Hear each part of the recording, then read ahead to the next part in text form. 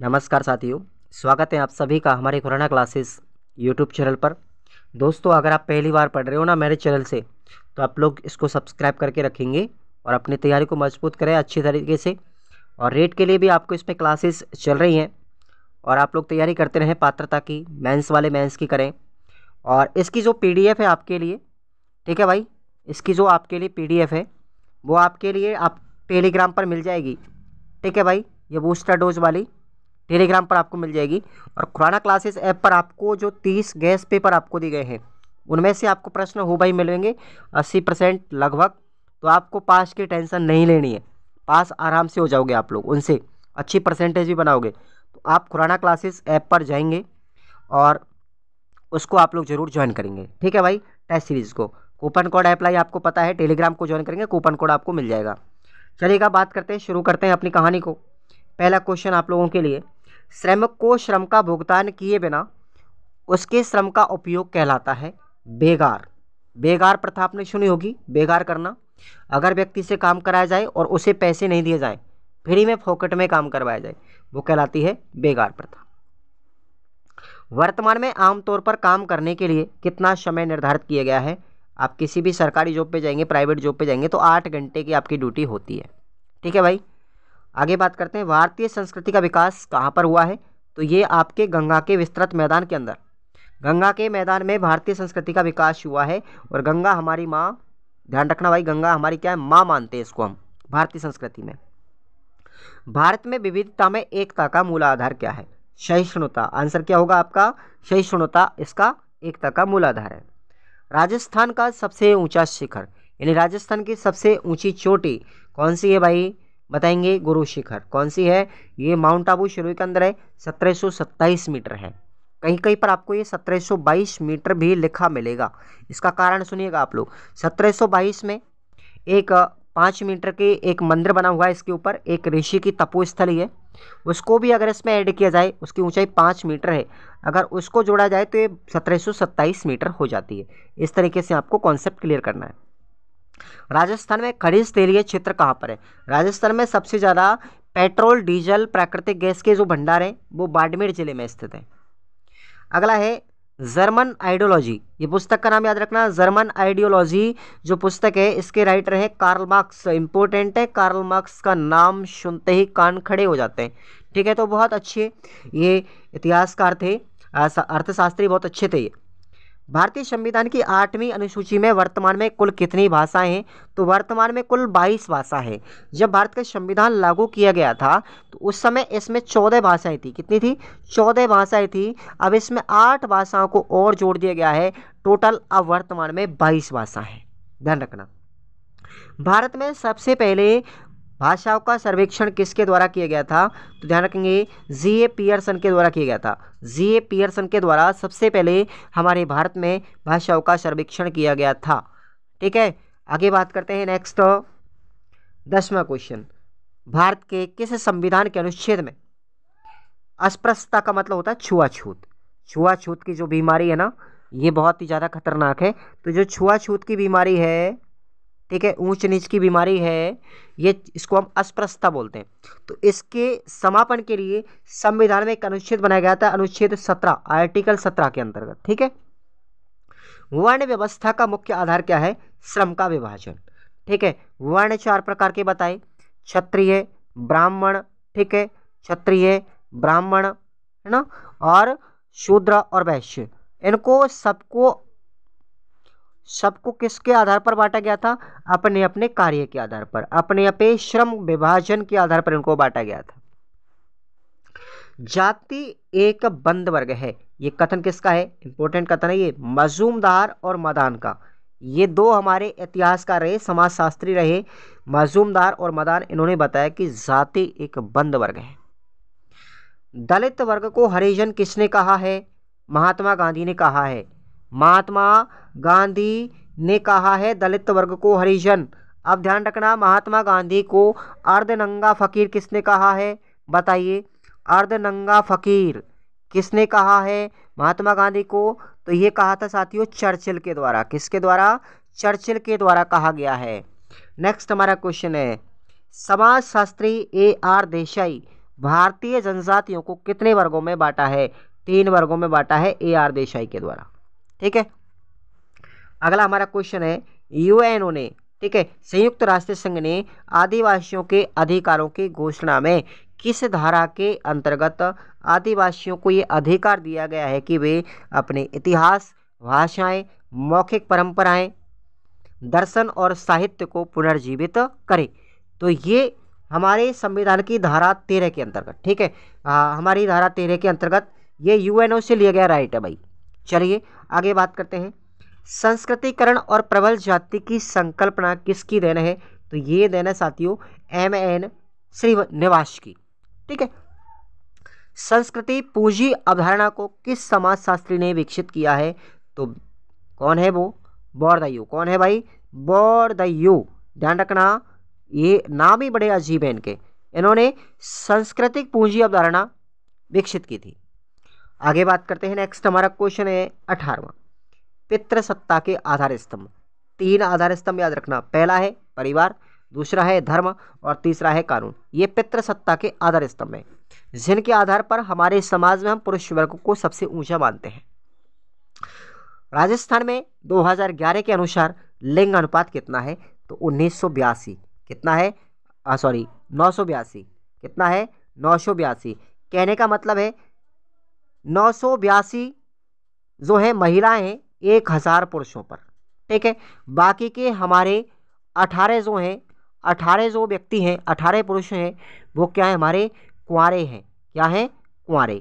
ठीक है, 18 व्यक्ति हमारे भारत के अंदर, राजस्थान के अंदर क्या रह जाते हैं? रणुआ रह जाते हैं। कहने का मतलब ये है, ठीक है, अविवाहित रह जाते हैं हर 10 साल में।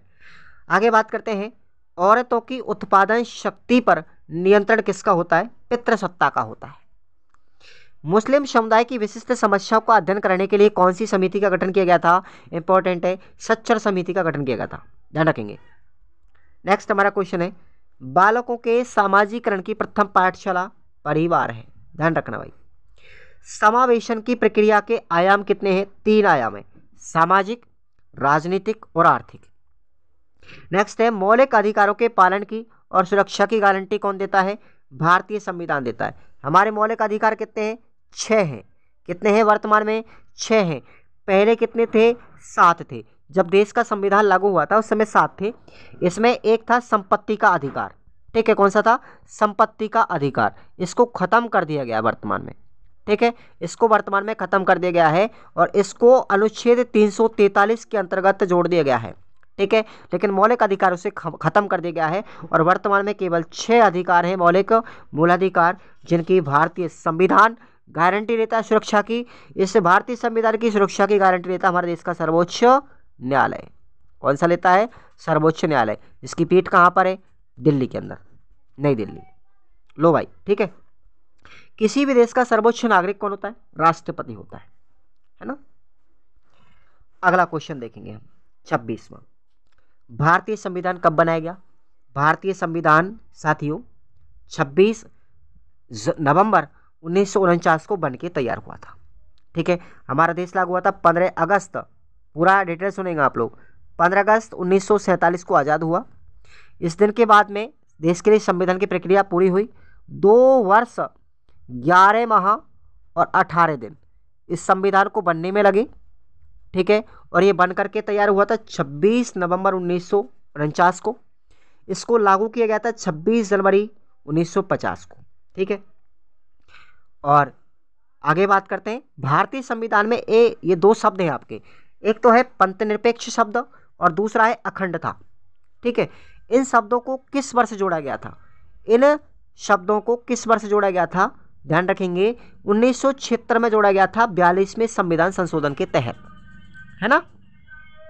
राजभाषा अधिनियम कब बनाया गया था? 1963 में बनाया गया था। अगला क्वेश्चन है, भारत में शासन प्रणाली की व्यवस्था कैसी है?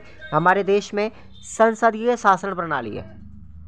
अगला क्वेश्चन है, प्रजातंत्र क्या है? किसके अनुसार? अब्राहम लिंकन के अनुसार। ये अब्राहम लिंकन कौन थे?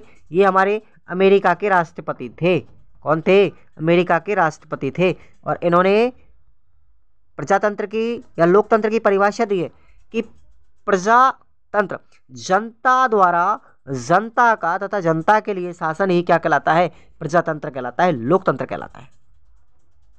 नेक्स्ट हमारा क्वेश्चन देखेंगे, भारतीय संविधान की 4 विशेषताएं। तो हमारे भारतीय संविधान की विशेषता है संपूर्ण प्रभुत्व, लोकतंत्र, गणराज्य है, पंथ निरपेक्ष है, संसदीय शासन प्रणाली है और एकल नागरिकता है। ठीक है भाई। नेक्स्ट हमारा क्वेश्चन है 33, मद्रास प्रेसिडेंसी का सर्वेक्षण किसके द्वारा किया गया था? तो मद्रास प्रेसिडेंसी का जो सर्वेक्षण है वो गवर्नर थॉमस मुनरो के द्वारा किया गया। इस मद्रास प्रेसिडेंसी के अंदर अंग्रेजी, हिंदी और संस्कृत इन तीनों भाषाओं में शिक्षा दी जाती थी। 34 क्वेश्चन है, भारत में ईस्ट इंडिया कंपनी की स्थापना कब की गई थी? ध्यान रखेंगे, भारत में ईस्ट इंडिया कंपनी वर्ष 1600 ईस्वी में आई थी और इस कंपनी का शासनकाल कब खत्म हुआ था? 1858 में। यानी इन्होंने हमारे देश में 258 वर्षों तक शासन किया था, औपनिवेशिक शासन किया था। अगला क्वेश्चन है, मैकाले को लोक शिक्षा समिति का सभापति कब नियुक्त किया गया था? 1834 में। ध्यान रखेंगे 1834।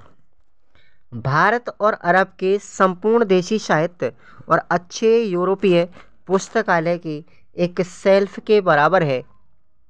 यह कथन किसका है साथियों? ये कथन लॉर्ड मैकाले का है। इंपॉर्टेंट है कथन। नीचे की ओर रिसाव का सिद्धांत, बहुत वेरी वेरी इंपॉर्टेंट, नीचे की ओर रिसाव का सिद्धांत किसने दिया? लॉर्ड मैकाले ने दिया था। अगला क्वेश्चन है 38, मैकाले के पाश्चात्यवादी शिक्षा प्रयासों को किसने स्वीकार किया था? तो लॉर्ड विलियम बेंटिंग ने। ये गवर्नर थे हमारे देश के, ध्यान रखना, लॉर्ड विलियम बेंटिंग। प्राच्य आंग्ला विवाद का अंत किसने किया था? तो प्राच्य आंग्ला जो विवाद हुआ था वो विवाद किसने अंत किया? ऑकलैंड ने किया था, ऑकलैंड। ठीक है भाई। अगला हमारा क्वेश्चन है 40 क्वेश्चन देखेंगे, सत्य शोधक समाज की स्थापना किसने की? तो ज्योतिबा फुले के द्वारा की गई थी। भारत में प्रथम महिला विद्यालय की पहली महिला शिक्षिका कौन थी? यानी कि हमारे देश की बात करें तो इस पूरे देश में, भारत देश में पहली महिला टीचर कौन थी?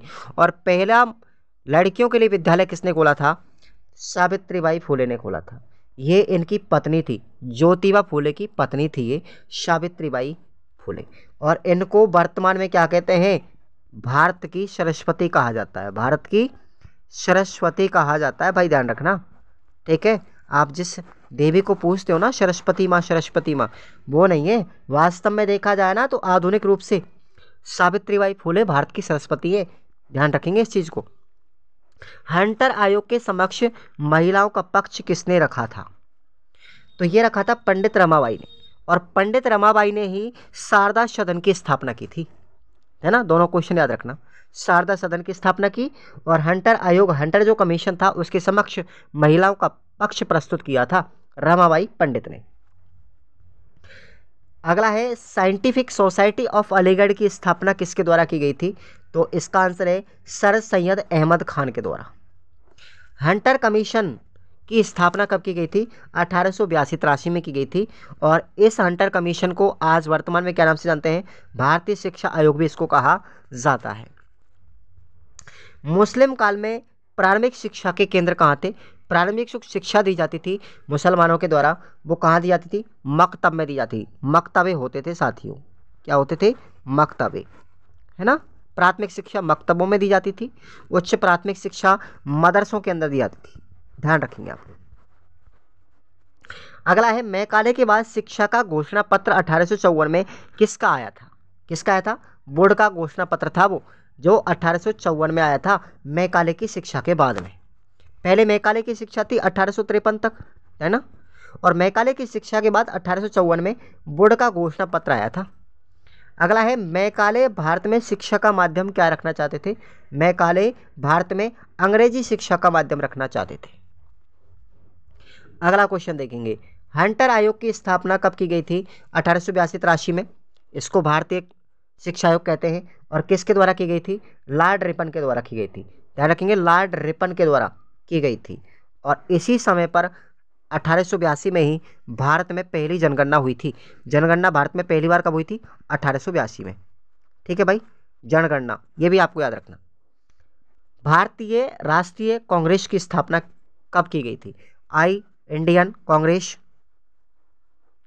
ठीक है, देखो INC, ठीक है, INC का मतलब इंडियन नेशनल कांग्रेस, भारतीय राष्ट्रीय कांग्रेस की स्थापना 1885 में की गई थी। जो कांग्रेस की पार्टी है ना, आप लोग वर्तमान सुनते हो भाजपा पार्टी, कांग्रेस पार्टी, तो इस कांग्रेस की स्थापना जो थी 1885 में A.O. हुम के द्वारा की गई थी, ये आपको याद रखना।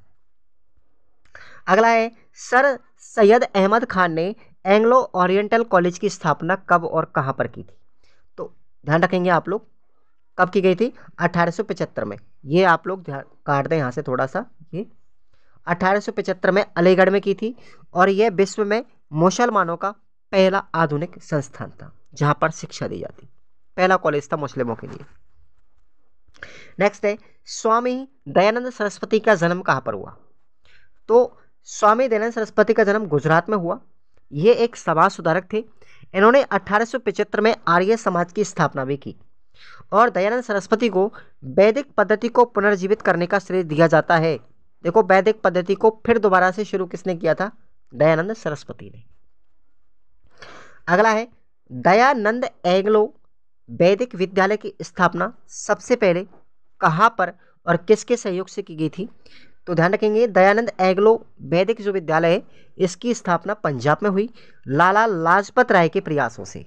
ठीक है भाई। नेक्स्ट है हम एक ऐसी विद्यालय की स्थापना करना चाहते हैं जो वर्तमान प्रणाली के गुणों की रक्षा करता हुआ उसकी त्रुटियों को पूरा करे। ये कथन किसका है? ये कथन लाला लाजपत राय का है ना भाई, ध्यान रखना। अगला क्वेश्चन है देवबंद संस्था की स्थापना कब हुई थी? तो 1867 में हुई थी। रविंद्रनाथ टैगोर के द्वारा स्थापित संस्थाएं कौन कौन सी है? अब यहां से प्रश्न आपका बाहर नहीं जाएगा। देखो, विश्व भारती संस्थान, इसकी स्थापना 23 दिसंबर 1921 में की गई थी, और वर्तमान में इसको श्री निकेतन के नाम से जानते हैं। एक संस्था है नेशनल काउंसिल ऑफ एजुकेशन, इसकी भी स्थापना रविंद्रनाथ टैगोर ने की। और तीसरी है शांति निकेतन, इसकी स्थापना 22 दिसंबर 1901 में की गई थी पश्चिमी बंगाल में। और वर्ष 2023 में शांति निकेतन को विश्व धरोहर सूची में शामिल किया गया है। इंपॉर्टेंट क्वेश्चन है, शांति निकेतन को 2023 में विश्व धरोहर सूची में शामिल कर लिया गया। नेक्स्ट है गुरुकुल विश्वविद्यालय की स्थापना कब हुई थी? 1902 में हुई थी। परंतु आपसे पूछा जाए गुरुकुल कांगड़ी विश्वविद्यालय की स्थापना कहाँ हुई थी? 1924 में। यह गुरुकुल विश्वविद्यालय की एक ब्रांच है, ठीक है, जिसकी स्थापना हरिद्वार उत्तराखंड में हुई थी 1924 में। और किसने की थी? स्वामी श्रद्धानंद ने की थी। ठीक है भाई, गुरुकुल कांगड़ी की स्थापना स्वामी श्रद्धानंद ने की थी। नेक्स्ट है भारत में स्वदेशी आंदोलन का कारण क्या था? बंगाल का विभाजन। स्वदेशी आंदोलन क्यों हुआ था? बंगाल विभाजन की वजह से हुआ, और यह बंगाल का विभाजन 1905 में हुआ था। नेक्स्ट है रविंद्रनाथ टैगोर को किस उपन्यास के लिए नोबेल पुरस्कार दिया गया? तो भाई इनका एक उपन्यास था गीतांजलि।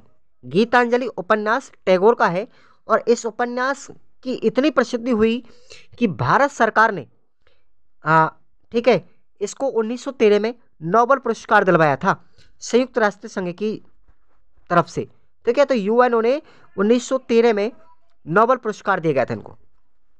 अगला है बुनियादी शिक्षा योजना को हम क्या कहते हैं?